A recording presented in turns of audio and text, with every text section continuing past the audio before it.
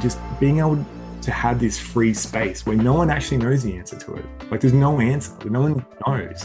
So you're allowed to just, it's free parking for thinking. Like you're allowed to just be there and just do it. And no one can say it's wrong because it's like, no one has the answer for it. Like it's fantastic, Hello and welcome to One Cool Thing, a podcast from indie game studio Die Gute Fabrik, hosted by me, Hannah Nicklin.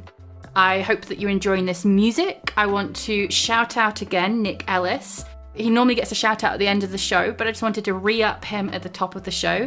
You can find him online at tenby.bandcamp.com, Tenby, and he makes all of this cool music. And while I'm shouting things out, I don't know, I feel like my company might have recently announced a video game. Oh look, it's true. You can go to saltseachronicles.com to find out more about our brand new story-driven adventure game, which I'm very excited about, and I would love for you to give a wish list on Steam. Nevertheless, we are here to do a podcast, not just promote wonderful things. So let's get started. One Cool Thing is a podcast speaking with people in and around video games about one cool thing not from games, which is really fascinating them right now. So I'll introduce them, their practice, talk about the one cool thing they brought to the conversation, and consider how it's shaping about how they think about their work. So it's hopefully this chance to hear more about the practices of cool folks working in games, and hopefully somewhere where we can all reflect on how we think about how we make things. Although I should just preface this next conversation by saying I was given a very large topic to research to prep for this, and it does mean that I've slipped up a bit in the introduction. I called Terry an illustrator, but he's not an illustrator, and I don't know why I wrote that down, but I do say it out loud, but then he thankfully later corrects me in the section where I allow for corrections. So yeah, that's going to happen. The other thing to mention is that we are recording this at sort of 11 a.m. my time, but it is very late Australia time, and you're going to hear two different kind of energies. So I am attempting to be sort of hosting kind of energy, so I'm going to come across a little bit more perky, but Terry is, talking from the very sort of end of a week, end of a work day, into the nighttime of Australian winter. So do just bear that in mind if you hear a bit of a mismatch in our energies, but it doesn't make Terry any less interesting to listen to. His topic is super, super cool, and I'm excited for you all to listen to our conversation. So without further ado, let me introduce our guest. Terry Burdak is a game developer and illustrator based out of Melbourne, Australia. The company he co-runs is called Paper House, and they make games and other creative things inspired by the world around them. That's everything from a wonderful short story game where you play as a wombat in the heat of an Australian summer, to their upcoming single-player God game set in a tiny wooden toy version of Melbourne. As well as a strong sense of Aussie and Melburnian identity, Wooden Weather has a sense of physical comedy and humour which really brings the game to life, and I'm super stoked on it. Those of you not familiar with Melbourne might like to know that all of the Australian cities, out of all of them, it's well known for being one of those places to have every kind of weather there is on a single day. Think like Ireland or Manchester if you're on my hemisphere. On top of all of that, Terry is also super connected to the local game dev community and runs an event space and shop which specializes in locally made video games, books, print, and merch. If you're local or visiting during the wonderful Melbourne International Games Week, it's in Thornbury, and you should definitely visit. Terry, correct all of my Australian pronunciations of places. Were any of them really bad? Do you call it Thornbury? I don't know. Yeah, no, it was all good. They were all good. Except I'm not an illustrator. I'm quite a crap drawer, but that's fine. Okay. So you're an artist, though, right? That's allowed. I'm allowed to say that? Sure. Yeah? That'll do. Okay.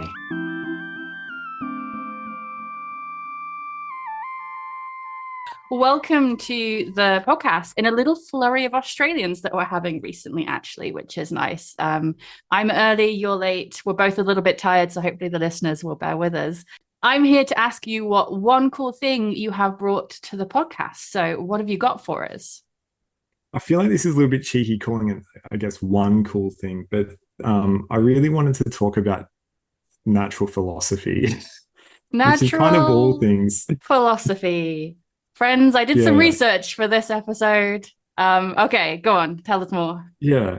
So I think that the biggest thing for me about, I guess, natural philosophy is it's just kind of having a look at the natural world and kind of really having a kind of acute observation of how it all kind of comes together. And there's just something about that that I really, really like. And obviously, it paved the way to form a lot of modern sciences and that kind of thing. But there's just something, I'm not sure if it's like the innocence of it, but like there's just something really beautiful about somebody taking the time to just really look at what's happening around them and think about, how it all works together and how, your role within that space, and then how that space then, expands beyond your understanding and that kind of thing. And I really love that. And I think that, there's it's almost like a kind of form of tradition, I think, of kind of thinking about that kind of stuff, on this really kind of macro level. And yeah, it's been a fairly recent revelation of mine that this is an interest. But since understanding that, I've really learned how much it influences every aspect of my life, basically. And so just for the listeners, natural philosophy is this term which sort of predates the separation of sciences into like chemistry and biology and physics, right? So it can encompass everything from geology to botany to anthropology, all the way from like chemistry down or up, depending on your perspective, to astrophysics. And also with a ton of like philosophy is in the title, because originally we didn't have so many tools to make like observations in the way that we do now. So there's Darwin, Curie, Einstein, Galileo in the middle phase, but like way before that there were people just sort of having a bit of a guess, and that's where like the philosophy comes into a head. Some very informed guesses, I should say, like things like Pythagoras stand like all time, but it's just this like this really rich kind of history of people trying to push the paradigm of knowledge, right? Yeah, that's absolutely correct. And I think, like I was kind of saying, I think that having a go at it is kind of the nice aspect of it. You know what I mean? Like, and I think what's I found really interesting is like I was never really good at school, really. Like, I found a lot of it quite boring. Well, a lot of the subjects quite boring, but I always was really interested in sciences, but not any one in particular. But then also, like, I didn't really like a lot of the aspects of science, but I loved that it kind of gave you this opportunity to really think really big, about the world and the universe and all that kind of thing. And it wasn't until, like I said recently, that I realized that it's something that I really enjoy doing, and that it's a really nice kind of weird safe space to think. It's just I'm just thinking about the world and that kind of thing, and it's just nice. Like that's kind of the extent of it. Like having a go at it. Like it's just I'm just having to think of things, and a lot of people throughout history have just kind of done that, and that's all they've really done, and that's cool. So one of the things when I was like, you were like natural philosophy, when I was asking you what you wanted to chat about, and I was like, okay, that's pretty broad. Can you narrow it down to like one thing I could read or look at to prepare so that I'm sort of on your wavelength about it? And you mentioned Bill Bryson's A Short History of Nearly Everything. Bill Bryson, for those sort of out of the know, is like a famous travel writer. But this is a book about, like, just like you say, natural philosophy, about like the paradigm of knowledge and how we get to what we know about the world now and what we know about space and humans and science and all those things. It feels very much like a travel biography of like science, right? Like it goes all the way from it does touch on the sort of ancient Greeks and stuff, but mostly dwells in this sort of era of the kind of gentleman scientists, right? The people rich enough that they could mostly just go out and like dig up some rocks and think about them. Welcome and congratulations. I am delighted that you could make it. Getting here wasn't easy, I know. In fact, I suspect it was a little tougher than you realize. To begin with, For you to be here now, trillions of drifting atoms had somehow to assemble in an intricate and curiously obliging manner to create you. It's an arrangement so specialized and particular that it has never been tried before and will only exist this once. I think also like the loose kind of chronological order of how it's presented is really nice as well. Like it kind of jumps around, obviously, but you know, the book kind of starts off with like the Big Bang essentially, or you know, or evidence of the Big Bang, and then kind of like it goes through a bunch of these different sciences and that kind of thing. And I think what's really funny is I've never actually read the book, and so it's always been an audio book. For the next many years, we hope, these tiny particles will uncomplainingly engage in all the billions of deft, cooperative efforts necessary to keep you intact and let you experience the supremely agreeable but generally underappreciated state known as existence. It's only been an audiobook, and a big reason why is because one of my housemates, Al, he was a scientist. We were studying science at the time. And he read lots of science literature and things like that, and often picked up a more kind of casual book like that, or like Weather Makers by Tim Flannery and things like that. And it was all around like early thousands, because like that's just when we were kind of living together and what was being published around that time. And he would always tell me like, "Oh, you should have a read of this. You should have check it out." And he also happened to be getting into audiobooks at that time. And there was this one recording of it, which is, I forget the actual narrator, but there's this one recording of it, and he's just got this amazing voice. And it's just like almost like an annual or like every 2-year kind of tradition for me to just kind of like listen through it, because it's such a broad book that it's just really nice to just be constantly like say quantum physics, for example. And then I'm just thinking about quantum physics. I'm thinking about, you know, gravity waves or like, you know, quarks or whatever for like that month. And then, you know, I move on to the next chapter, and then, you know, and that just kind of happens, right? Yeah, but it's just been quite funny to just kind of revisit it, because the other thing that I've learned is I'm not very good at learning audibly. You know what I mean? So like, I forget the names of things. I don't really know how, like, I don't remember a lot of this stuff because I'm not seeing it. I'm a very visual learner. So like, it's kind of nice to just, you know, wait like 9 months, get a blank slate and then start again. And it's all like, oh my gosh, I can't believe this Newton character is so, you know, like, you know, so that's been quite funny. But yeah, but that book also like, which I think was also the intention that Bill did, was to kind of like make it very palatable to the dummy. You know what I mean? Like I said, I wasn't very good at school. I wasn't very good at science. I didn't even really know that I liked sciences and natural philosophy and all that kind of thing. But like hearing him present a lot of these ideas and a lot of these, you know, rich men and the things that they were up to and the things they were thinking about, it just kind of made it really, really easy. I think it dropped all those barriers. It wasn't scary. There was no quiz. You know, like he says, like and that was just, again, it was just very nice. And it's been a really enjoyable process kind of going through it all.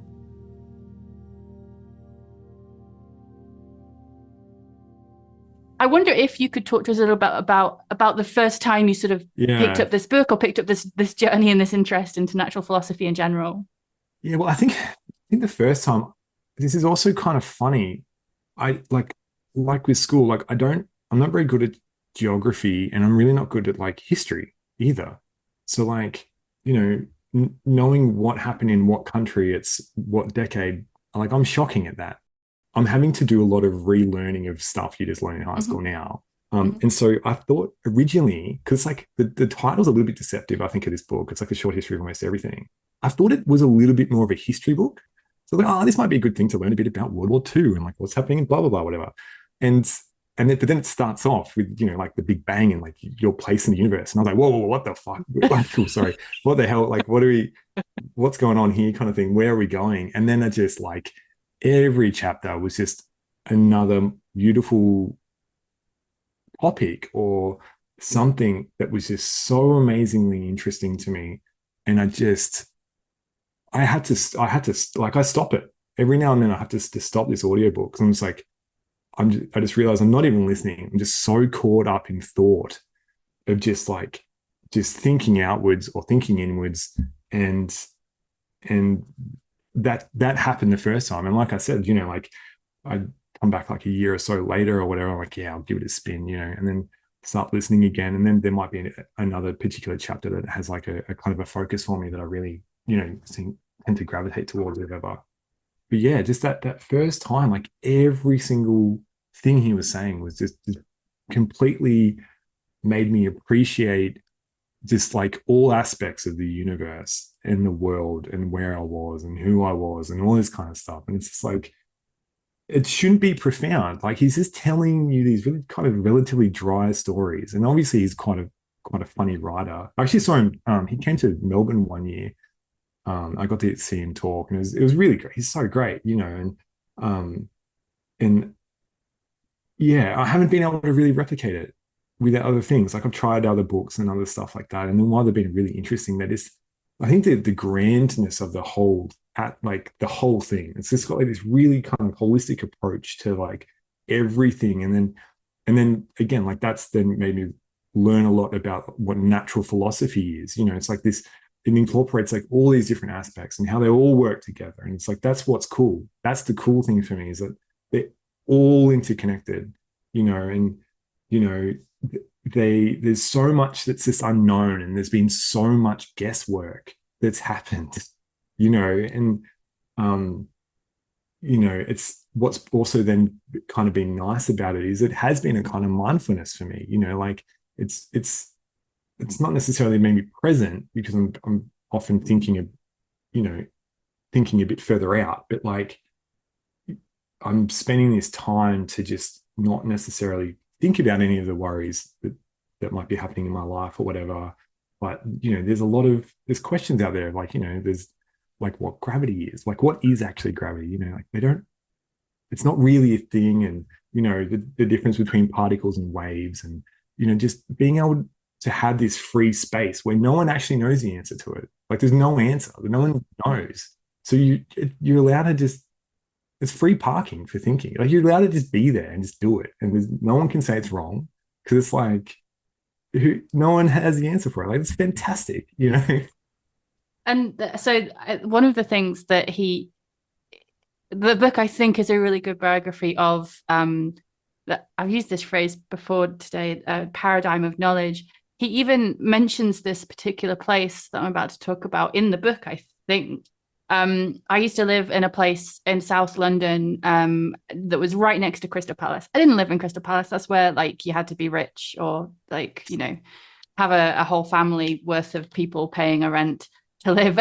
I lived in down the hill in a place called Penge, which, sounds cheaper than Crystal Palace, right? And then a place called Gypsy Hill on the other side of the hill, which again does sound a little bit cheaper than Crystal Palace. Anyway, so the Crystal Palace was where there was a great exhibition, which, in kind of the Victorian era, which was about kind of bringing people together from all over the world with their inventions and their knowledge and stuff, right?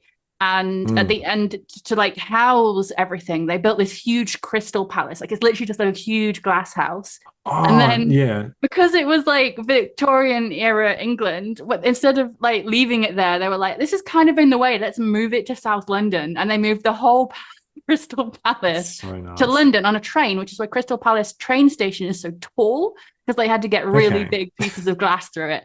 Anyway, in Crystal Palace, which burnt down quite soon after. Probably someone had it insured, I'm not sure. It burnt down. It's a very famous fire. There's a wonderful museum you can go into for about half a day every week, which is tiny and has lots of burned pieces of glass in it. In any case, one of the other things Crystal Palace is known for, apart from the burned down palace and some sphinxes, which is just kind of confusing, is the dinosaurs. Now, they have some of the earliest portrayals of dinosaurs in the world. And then there's like, I mean, they might not be made of concrete. They look like they're made of concrete. I'm going to say that they are. They're made of something that looks like Plaster. concrete. It's But plaster. plaster would wash away, surely. Oh, okay. I'm going to say that Yeah. you've read the book, listened Okay. to the book more times than I have engaged with it thus far. But in any case, these like kind of stone feeling dinosaurs. Yeah. But they're not like dinosaurs as we know them now, right? They're like, we found these bones, we had a good old guess at what they might look like, and we turned them into figures. And it turns out, oh, actually, that jaw belonged to a whole different dinosaur, but at the time we didn't know that.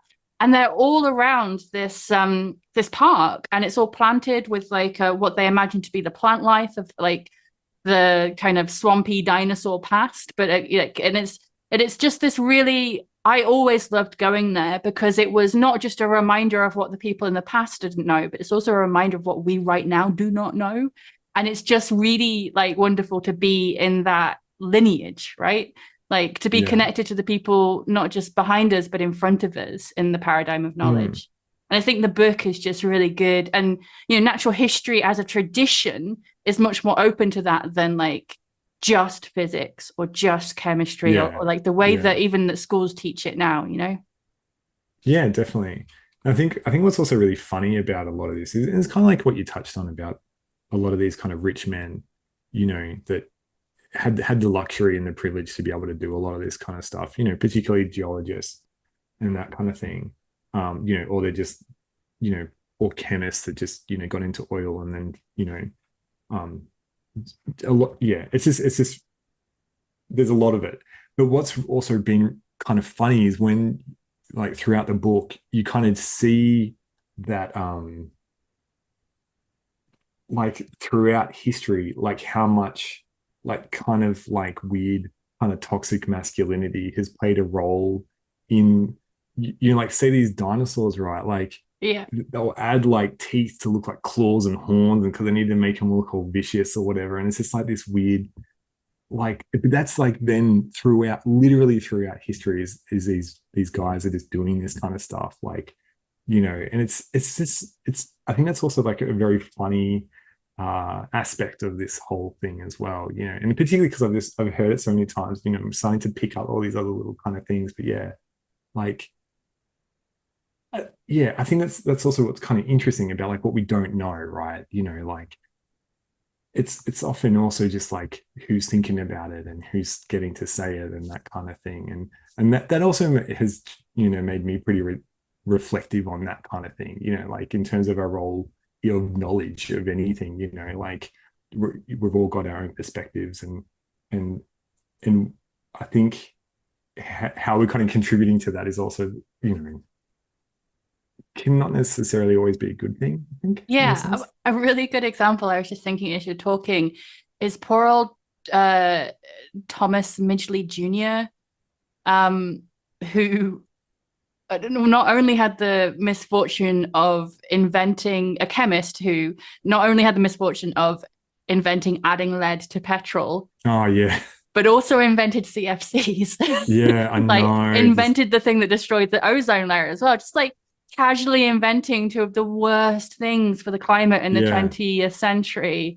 And like very much like according to the book, like on realizing that, tried to like let everyone know, right? But by that time, toxic masculinity is less of the problem. Now it's kind of capitalism, and all the people really like the fact that their engines don't make a knocking sound anymore, or the aerosols are fun. I don't know what the advantage of CFCs was, honestly, because I think it was because there was something to do with it. The only alternative at the time was quite toxic. Oh yeah, so like and refrigeration in particular. And stuff.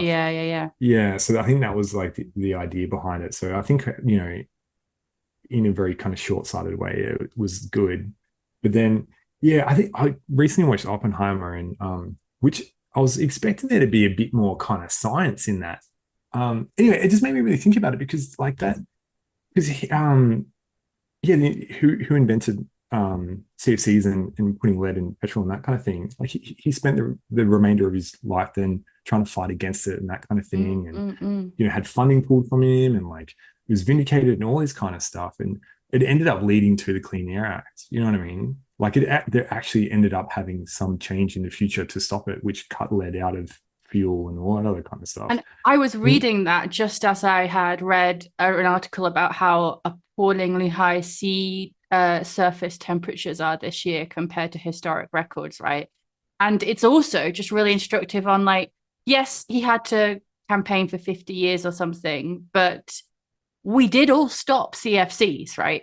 We did all introduce the Clean Air Act, and we phased them out in different different like timings depending on like certain countries that were maybe like developing countries who, you know, didn't find it as easy to phase it out as quickly, that kind of thing.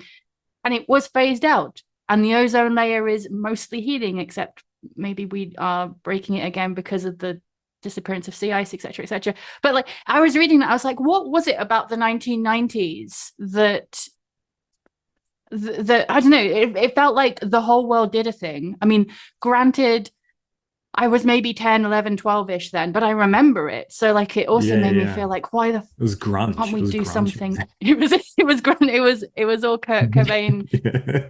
I don't know. Yeah, but that history, not just of discovery and excellence, but also mea culpa, of also like, the book is really clear on like, people thought some really weird stuff, and some people died never accepting, for example, that there are plates of there are continental plates and that they move around, and you know, that people were just like, nah, that's a ridiculous idea, and died like slagging people off. Like when the periodic table was first pitched, you know, like they were giving him shit about it. Like, well, it was before Mendeleev, it was the other guy, and he just had the number slightly wrong and called him like the rule of octaves and stuff. And then so, you know, they were ridiculing him about, you know, making it play a song and all this other kind of stuff. And it's just like, and then, you know, slightly different concept, you know, slightly different rule, but the same concept. And everyone's like, yeah, this is genius. It's like, what? You know what I mean? I think the timing is so elegant as well, the periodic table in particular. Something about the way that schools teach as well, which he even puts into the introduction, right? So we're just sort of told the periodic table exists. And I've looked at it before and I've gone, okay, I think I've been told that, you know, the gases live over here. And if you go across, they've got things in common. If you go down, they've got things in common. But on reading the book, in discussing how it, you know, how you get to that knowledge, how it was discovered, how it was tweaked when everyone realized this one cool thing. I sound like a BuzzFeed article. It just makes so much more sense, and it stays in your head more, right? And there's probably reasons that we don't teach kids like that. But the history of like, we'll just tell you that atoms exist, and now you're a bit older, we'll tell you that there's a central bit and a, you know, the nucleus, and then an electron cloud around the outside. And now you're a bit older, you get to know that actually it's the electron is kind of in all the places, but there is only a certain number. So it's not really a cloud. It's just one in like every place that could possibly be, maybe, unless you look at it. I was going to say, I think that whole Schrodinger's cat thing, I think like I'd heard about it, and it's like in pop culture and all this other kind of stuff. And like everyone kind of knows the idea of it. It's a bit of a weird analogy or whatever, you know, killing a cat with a thing of like a vial of poison. It's like, what is this the best? Anyway, but I didn't realize it, like what the rule was applying for, or why someone came up with it. And then you find out it's to just like about observing, like, electrons based on if they're a particle or wave or whatever, and you can't do both, and it's both at the same time. You're like, is that why? Is this like, why is that such a famous thing? You know what I mean? Like, all right, sure. Anyway, sorry, that just reminded me. Yeah, no, and it turns out to be a perfect thought tool for the, you know, the lifting that the inventor wanted to do. I think it must have chosen the cat for it being a particularly mercurial kind of creature as well, like extra instability in the equation. So I wonder if we can sort of move us forward into, so we've sort of talked about how you came across this, you'd always bounced off science, but then you came to this sort of perspective on natural philosophy, in part via Bill Bryson's kind of biography of the history of it, right? And it blew your mind because it told a story that you could listen to in a way that kind of school hadn't. And you sort of touched a little bit on this idea of sort of mindfulness, of it just providing little seeds for you to wonder at a different scale, whether it be the microscopic or the macrocosmic, right? So I wonder if there's any more there that you want to dig into of like your relationship to it now. Like, is it a thing you like purposefully do? Is okay, I really need to listen to some of this audiobook this week because I just need to wander off into space. Yeah, definitely during lockdown that became a thing. And in fact, that kind of kickstarted that was my second listen through. And then that kind of like really, yeah, like kickstarted like, oh, this is like a thing that I like to do, that, that's, so I'm going to do it more, and I'm going to objectively choose to do it when I want it for various reasons and that kind of thing. But I think also, realistically, it all just kind of comes down to a desire to just want to learn and want to know. I think, like working on Paperbark, I spent a lot of time learning about native flora and fauna, and spending a lot of time from then on looking at trees and looking at how the bush works and looking at that relationship and the different kind of ecosystems and that kind of stuff. And I learned a lot. Like I learned so much about that. And I was like, well, that was good. You know what I mean? Like, and I'm still learning more and more about it. And then off the back of that, like after listening to the audiobook, it was like, oh, there's so much more that I can just learn about and then appreciate. I think that's the other thing. It's like there's an appreciation that comes out of having a firmer understanding of how everything comes together. Like the long-term carbon cycle, for example, or just even tectonics, how that works, and then understanding like a bit more about, like, I might go out,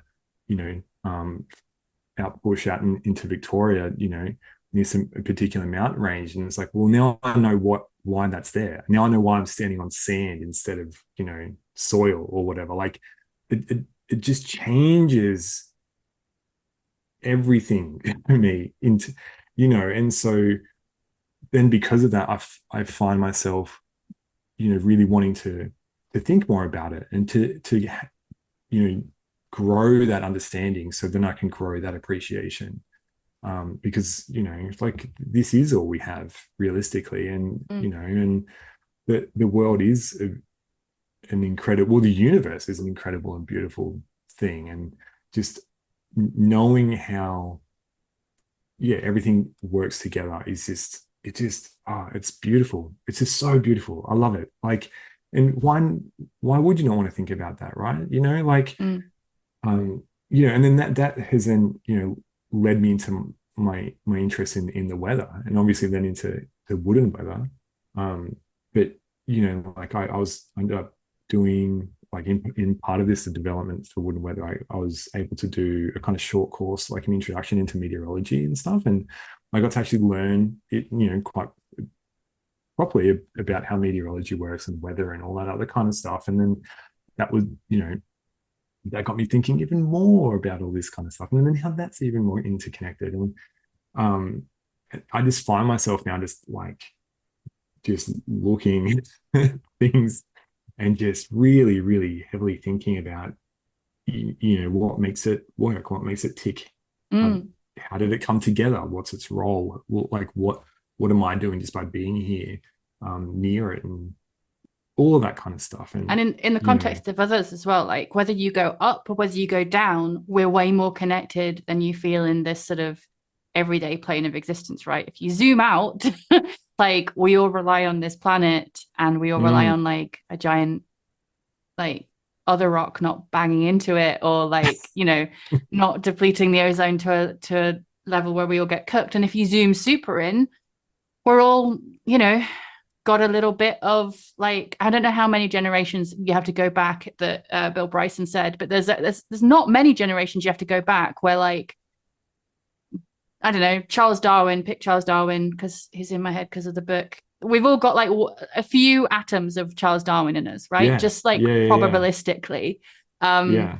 I suppose I was thinking then that we should point out that it is very much a Western history of the world and of It's very sciences. true. That's absolutely true. And Um, and also English speaking as well. yeah, So there's a lot of times where there were people who discovered, say, elements or something or a particular theory or whatever. And they just got overlooked because they like spoke. famously, the Arab world extremely good at Yeah, maths, extremely good yeah, at like inventing a lot of things which we reinvented many years later and claimed were ours, etc. yeah. So But yeah, I yeah, think we should add that note as well in the context of being connected.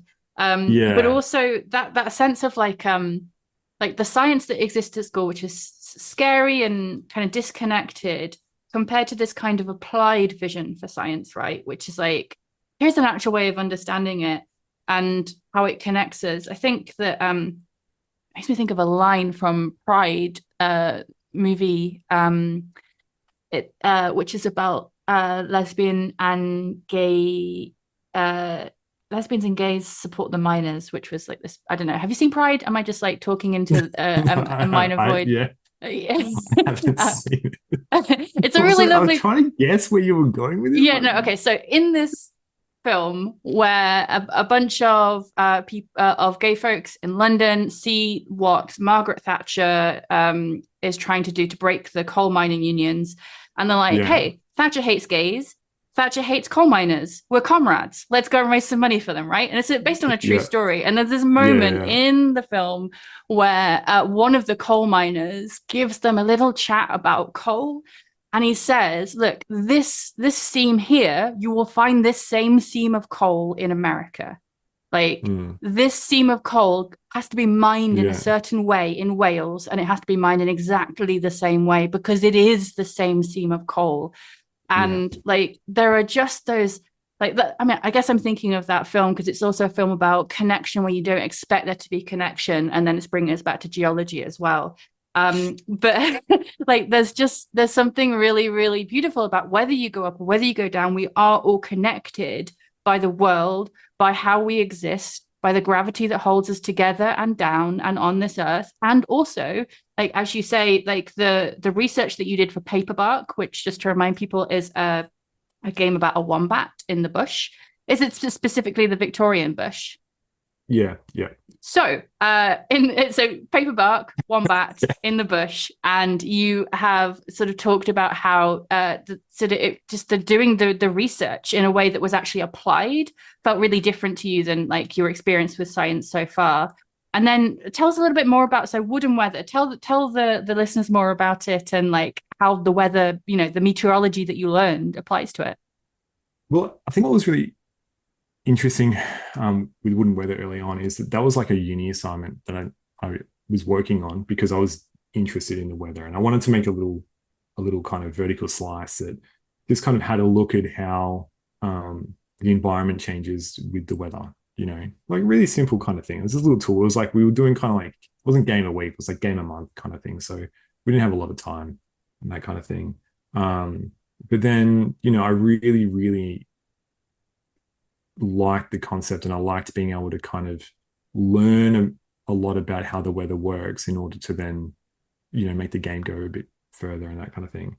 Wooden Weather now is pretty different to what that demo was. Like there's like a giant hand, there's like wooden toys and there's little characters and there's gags and all this other. It's like, that kind of stuff, a bit slapstick. For me, that whole idea of the weather and climate in particular, like that. And I've said this before in other things, but like what's interesting about it is that's been happening since the dawn of time, right? Like weather's always going to happen. The climate's always going to change. It's changing all the time. Like we're partway through an ice age at the moment. It could be a big catastrophic volcano or something else, and then the climate's going to shift massively. But the biggest thing from it is that we're experiencing it. The humans are experiencing it, and it's obviously human driven as well. So there's that element of it, but it's only a big deal because we're here. My original prototype was just like, how great's weather let's have a look at how the weather can affect the environment, where now the game is more focused on how does climate affect humans? Like, how does it affect us? What, so while it is a little bit of a silly game and you're just changing the weather and the little weather mechanics and all this other silly stuff, realistically, where the game is headed will just be telling stories about people and how you deal with it. And we kind of want the player to be put in a position where that isn't always obvious, because it isn't always obvious. We've got like a mix between like highly reflective clouds from all the sulfites and stuff we're doing, and then also solar dimming, and it's like you don't know which way it's going to go, like, and we're both, we're responsible for both that. So it's like, the game isn't going to be dealing with sulfites and clouds. That's not something we'll be worrying about, but it's more about like, how does your impact in the world then have, kind of roll-on effects that you might not anticipate through the changing of climate and weather and that kind of thing. I feel like I can really, because I'd have the pleasure of playing a demo of it, which I really loved. And I feel like you can really see, I'm sure that it's not like necessarily that you're setting out to be impacted by Bill Bryson's approach, but there is a real like freewheeling joy to Bill Bryson's book, as he just really enjoys like getting it finally after like a childhood of hating science. Yeah. He's like, and then this happened, and then this guy had a really big grudge against this guy, but they were both wrong. It was actually their wives working it out, and like so like all of that stuff just seems really exciting to him. I think that Wood and Weather is first and foremost really joyful, right? It's about climate. It's about how weather changing affects people, absolutely, but it is also just really, really fun to play. Like you play as this giant hand represents you. It's not an AI game, not AI, sorry, VR game. VR. It's a like a PC game. But you're sort of represented by this sort of gentle implication that you're a god, in that way that God games kind of put you in that quite serious position. But this time, it just like, it's a little bit mischievous how the game like casts you as a god, but then puts you a little bit out of control of everything, right? Like sometimes it's hard to pick things up, not, I imagine, because it's like not meant to work like that. It's actually kind of funny that you accidentally drop something and then you try and pick up a lorry, a truck, and you accidentally drop it and a bunch of pigs falls out or something. That's not what happens, but something does happen like that. And I can't remember the specifics. And you just like, there's an amount of delight in exploring the space, right? In playing with it, that is also a kind of chaotic energy, which just really, I think, chimes both with Bill Bryson's delight, but also with like just how like, meteorologists are always telling you that, hey, we've got models, but like there's no accounting for a model going way off course and just something really unexpected happening. Yeah. I think the playfulness, like there's obviously a lot of kind of tropes and things like you kind of mentioned about God games and that kind of thing. And I think there's just something quite funny about the idea of this implied God, like you're God, but like, because we want to be God, we want to act like God and that kind of thing. But then to just kind of make you a bit crap, and then also just like to kind of show that it's not it's not really up to you, even if you think you're the God, like you don't have control over everything. Other people are going to do what they need to do. Everything else is going to roll on regardless of you, and I think that's we wanted to have a bit of fun with that and kind of subvert that player expectation, which we're like, obviously the demo is out at the moment and we've kind of given like a little bit of a snapshot, but we haven't really really jumped into like that really bigger stuff just yet publicly. But like I think that it's just going to be really interesting to see how people kind of respond to it. I think, because I don't even really know where I'm going with this, but it's just, I just really like it. I really love the experiment of it a lot, and it's a lot of fun. And we, it's going to be really enjoyable to kind of see how people have fun with that, I think, as well. And like it already, like even just aesthetically, the fact that you're using that kind of Playtown aesthetic, like I would have called that Duplo in the UK. Like, I don't, Yeah. do Americans have wooden Lego? I don't know. They like plastic a lot. Well, yeah, well, like Duplo is like Lego, but for younger kids, so it's more Okay, tactile. maybe I mean Brio. I think So, Brio might have been the but wooden stuff. we looked at like a lot of stuff, like Mm, Playmobil gets brought up a lot. okay. Brio, wood, yeah, I don't remember. I don't remember what the wooden one is, but we looked at like a Mm, lot of different toys. Like there's and that's what has reinformed a lot of the visual art direction. And we've got heaps of wooden toys in the studio and that kind of thing. But there's like a lot of like that kind of like just blank smile face is just like it's on Lego, it's on Playmobil. It's like it's across the board. mm, It's on all of those kind of toys and. Um, we really wanted to kind of capture that feeling of like that kind of weird innocence about playing with your toys and that kind of thing. And a lot of the physicality of it is mm, definitely set up to be like to give that impression like this is really playful. This is you're going to be having this big chaotic fun, but then we're often kind of slapping the player on the wrist, being like, no, that's not actually you're not allowed to do that, or something like that. And that was a very big intention, like going forward with the game of what we mm. wanted to do, because it just like works with those themes that we were trying to establish. You know what I mean? Like, in terms of giving you the sense that you're this all powerful God, and then to like kind of like slowly strip that away, Mm. and kind of show that actually no, the people are in charge.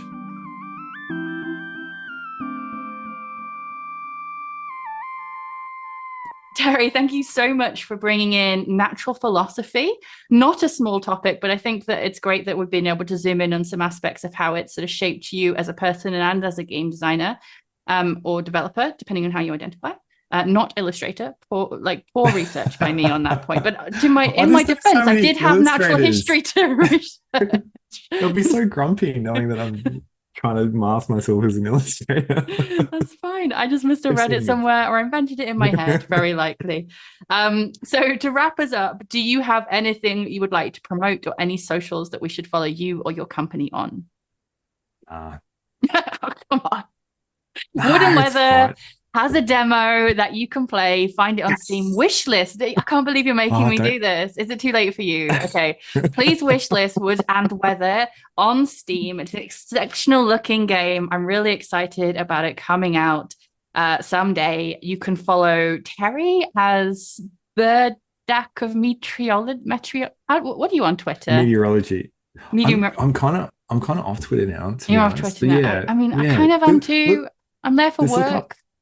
Look up Paper House Games. It's on a bunch of socials, and we post. Yes, and nice things. if you are in Australia, order your games books from the Paper House shop because they have an extraordinary selection of games books, including, I hear, a quite good book on game writing by someone called Hannah Nicklin, which I believe you can buy from Terry's shop. We're not sold out. Yeah, right. Great. Wonderful. Got plugs in for both of us there because I was leading it. So I thought I deserved one at the end. That's fine. Terry, thank you so much for staying up into the night in Australia. I'm sending you warm wishes from the English summer that actually turned up today. It's been raining for a month, but today it is 24 degrees Celsius and sunny. So we'll have that for like maybe 2 days more, and then we'll give it back to you for your spring. Another 2 days. Yeah. Keep on rolling it back. Yeah. Yeah. All right. Thanks, Terry. Awesome. Thanks so much. Thanks so much for listening to this episode of One Cool Thing from Die Gute Fabrik. As usual, leave a rating or review where you can. If this time was of value to you, then that's a great way to say thank you. And do remember that Saltsea Chronicles, brand new story-driven adventure game from Die Gute Fabrik, is now available to wishlist. It will be coming out in 2023, and you can wishlist it on Steam and also look it up on a couple of stores at the moment, including PlayStation Store. It will be coming out on Switch at launch, but it takes a little bit longer to get Nintendo stores up and running. So in the meantime, please do find us on PlayStation or Steam and give us a wish list. I'll be back soon with a new episode speaking with another cool thinker and maker in the field of video games. And in the meantime, check out Die Gute Fabrik on Instagram, Twitter, YouTube, TikTok, and also a really lovely recent Guardian article sort of looking into Salt Sea Chronicles came out recently. So search Die Gute Fabrik and The Guardian to have a little read more about sort of the world building behind our next game.